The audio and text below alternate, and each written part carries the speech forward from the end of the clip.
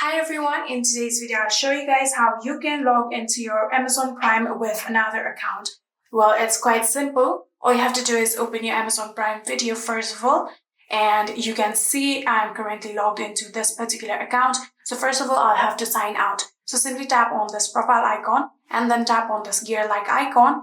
And from here, scroll down, you can see the option of sign out, tap on it. And here you can see we have successfully been signed out of this account. And now log into your another account. So simply write down your email or phone number of another account. So here you can see I have wrote down the email address. Now tap on continue. And now we'll have to write down our password. So after writing down your password, tap on sign in.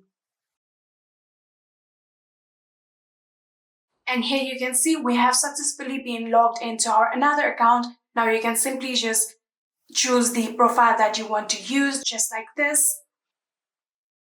And here you can see we have now successfully been logged into our another Prime account. And that is it. I hope this video was helpful to you guys. If it was, please do not forget to hit that subscribe button and like our video. Thank you so much for watching. See you in the next.